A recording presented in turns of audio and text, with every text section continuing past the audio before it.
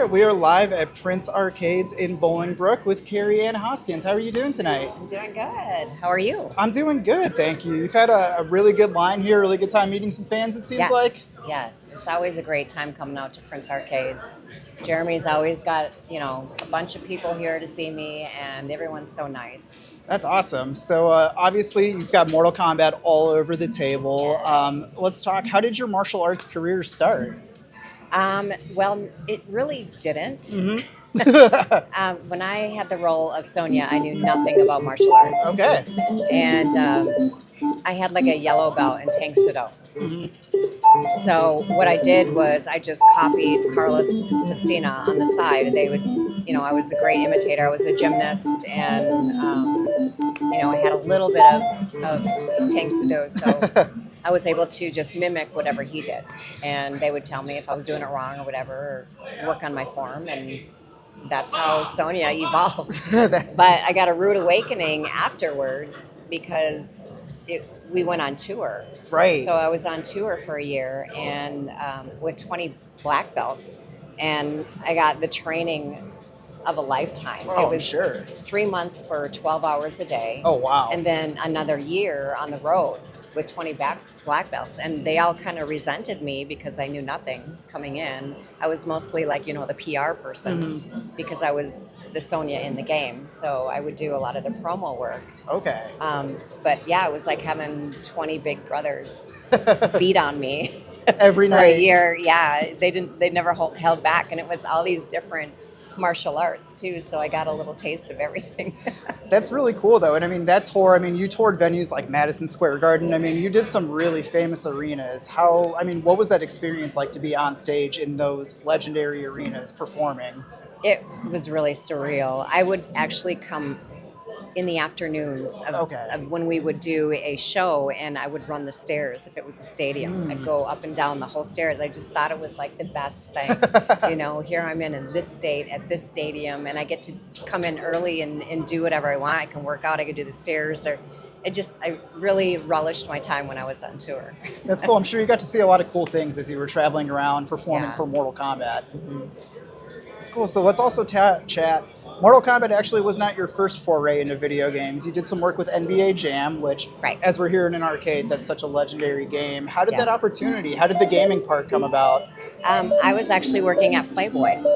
I was in the editing room. I had started out a model, and then I started doing some production work for them, hair and makeup, styling, and producing. So I was actually in the office one day going through photos and throwing out the bad ones and editing them. And the phone rang, and it was Jack Hager. He was looking for a couple models for this game called NBA Jam. He needed some cheerleaders. So I said, I got a girl for that. And I showed up with this girl, and the rest is history. That's awesome. And so from there, have you, obviously being part of Mortal Kombat, legendary gaming franchise, have you kept up with gaming throughout the years as the games have evolved? I do keep tabs on Mortal Kombat, of course. I love to see, the next game come out and see the changes that are made. Yes. Especially if Sonya's in the game. I love to see how she's evolved. So, yeah, I keep up with it. I don't play. I suck really bad. But I do keep up with it. I always say I love video games. I'm not great at video games. Don't ask me to play something on hard mode. I'm not going to last more than 5-10 minutes. So, and we've seen the character evolve a lot. Ronda Rousey kind of stepped into the franchise for a while, so that's cool that you've been able to keep up with it. Yeah, it's been fun. So, and outside of gaming, you have a really cool collection of art. You do some Mortal Kombat inspired art. You just kind of do art in general. Has that something that's always been prevalent as part of your life? No, not really. It's kind of funny because I was running a lot in my 40s. Okay. And 30s and 40s, and I got diagnosed with this rare condition called Ehlers-Danlos. Okay. And my doctor said the worst thing you can be doing right now is marathoning, because it's this repetitive motion, and I kept on getting injured, and I wasn't doing anything to get myself injured. So he said, you gotta like tone it down. Oh, okay. So I decided, I guess I'll start painting. So that's how that started. Yeah, that's how that started. And I started painting, and my husband now, who was just my friend at the time, he really supported me and pushed me to get into the art world. And lo and behold, I started painting this realism that just came out of me, and it was just kind of natural. My grandfather was a painter. Okay. And after I started painting, my mom started painting. Oh. And she's this amazing painter too. So it was just this hidden talent that we had that just came out one day. It's kind of weird. What a way to discover that too, and then going back to your family being in the painting. So it's all come together. Yeah.